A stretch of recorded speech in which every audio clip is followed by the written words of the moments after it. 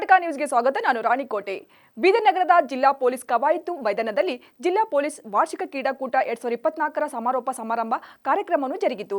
ಮುಖ್ಯ ಅತಿಥಿಯಾಗಿ ಭಾಗಿಯಾಗಿದ್ದ ಈಶಾನ್ಯ ವಲಯ ಪೊಲೀಸ್ ಉಪಮಹಾನಿರೀಕ್ಷಕ ಅಜಯ್ ಹಿಲೋರಿ ಅವರಿಗೆ ವಿವಿಧ ಪೊಲೀಸ್ ತೂಕಡಿಗಳಿಂದ ಪಥಸಂಚಲನದ ಮೂಲಕ ಗೌರವ ವಂದನೆಯನ್ನು ಸಲ್ಲಿಸಲಾಯಿತು.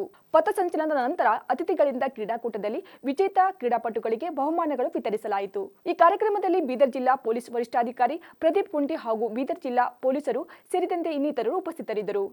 ಮುಖ್ಯ ಅತಿಥಿಗಳಿಗೆ ಗೌರವ ವಂದನೆ ಸಲ್ಲಿಸಿಕೊಂಡು ಹೋಗ್ತಾ ಇದ್ದಾರೆ. ವೇಷಧಾರಿ ಶ್ರೀ ಮಾಣಿಕ್ ಎಎಚ್ಸಿ ಅವರು ಕೂಡ ಹಿಂದ್ಗಡೆ ಇದ್ದಾರೆ.